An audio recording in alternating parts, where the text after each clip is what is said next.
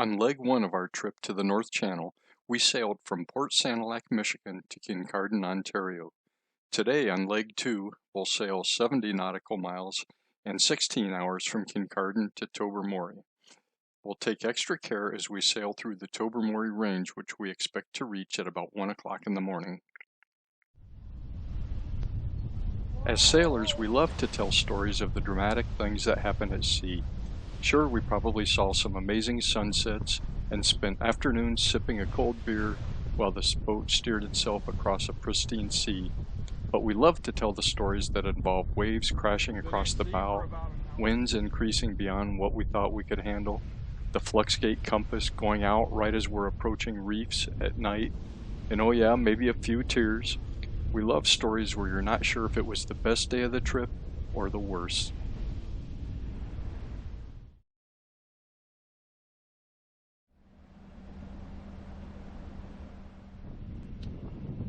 Of course, we didn't know any of those things were in store as we motored down the channel toward Lake Huron. The waves steadily increased as we grew closer to open waters. We were feeling apprehensive before we even left the channel.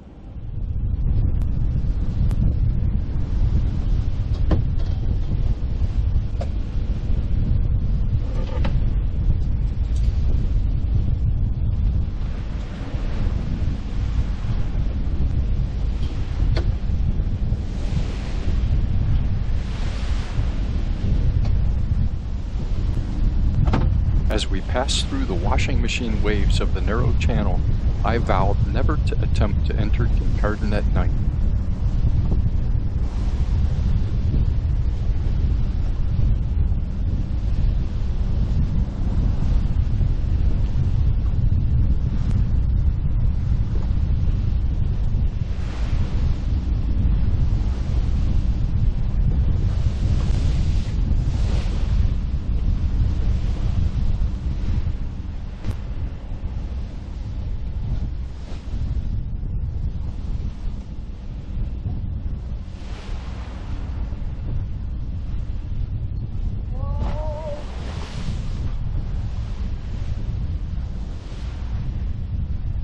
First wave came across the bow. Mary gave me a look that said, "Are you sure we shouldn't turn around right now?" It reminded me that my boat insurance company lowered my rates when we got married. When I questioned this, they said that statistics show there's less of a chance of a boating accident with a woman on board. I will admit that Mary has a better eye for identifying potential hazards, but at the end of the day, she loves an adventure just as much as I do, so we sailed on.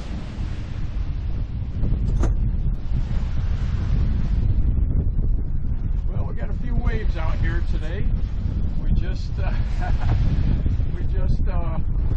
departed from Kincardine, and we're heading now toward Tobermory. We had reservations at the Catalina Mountain Lodge on Monday, and the winds on the Georgian Bay were anticipated to be 30 knots on Tuesday. So we knew if we didn't sail today, we would be losing valuable days in the North Channel. So that probably pushed us to sail on a day we would have otherwise stayed in port. In fact, we wouldn't see a single other boat in our 16 hours of sailing.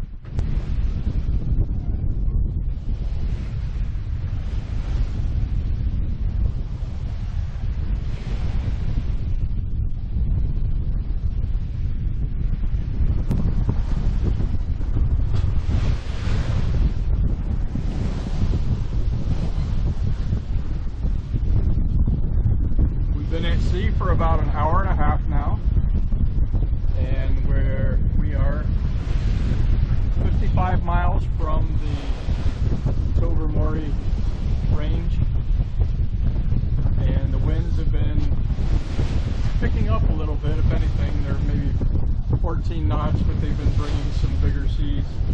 But we're still making good progress, and we're a mile upwind of our rum line, so we like that because if the wind falls off later, wraps around out of the north, that'll give us a little leeway to get back. And ideally, it would be nice if we didn't have to tack, but it's actually kind of spirited conditions out here today, but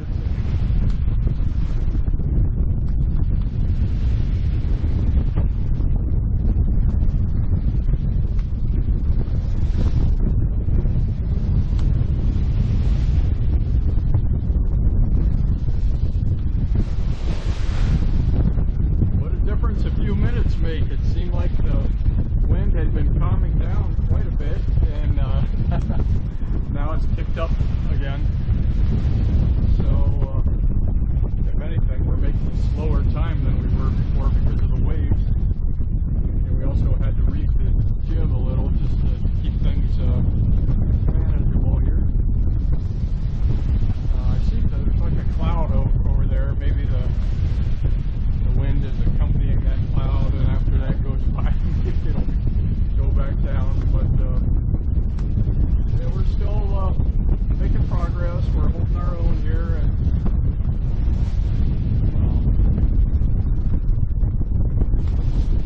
still having a good sail.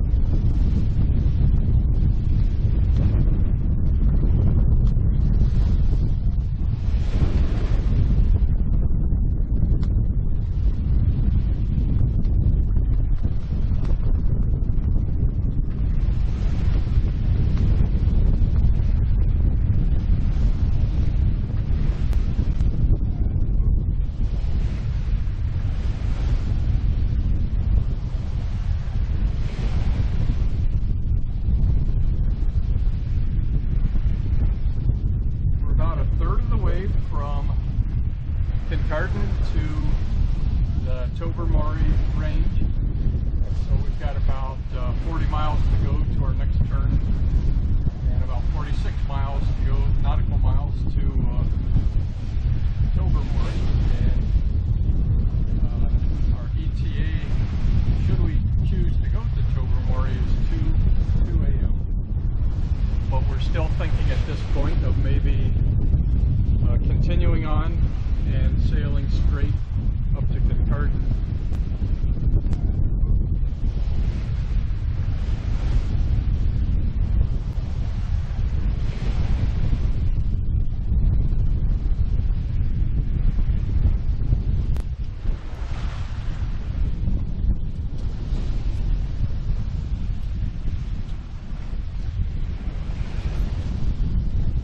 It's about 8:30. And we're about to see a nice sunset at sea. We have about maybe 6 hours to go to the Tobermory range, so we got a good long time to sail ahead of us here. But the conditions have improved quite a bit. I'll say the winds are blowing like maybe 10, 11 knots, and that's just enough to move the boat very nicely. And the winds have laid down as well, which makes it a lot nicer, so we're having a lot more comfortable sail now. And it's a little cold. I think the temperature is going to probably drop down tonight. We're already wearing pretty much all the clothes we have, but you know, can't do much more than that. But we're certainly enjoying our time out on the water. As the sun dropped below the horizon, It was clear we wouldn't be making our next waypoint without tacking, which was very unwelcome news. I asked Mary if she would rather throw in another tack or motor. The fastest way possible, she answered. So we fired up the iron jenny and motored against the waves. Brilliant stars would fill the night sky all the way to the horizon in every direction, and the Perseid meteor shower would send rapid-fire comets that seemed so close we watched for a splash in the lake.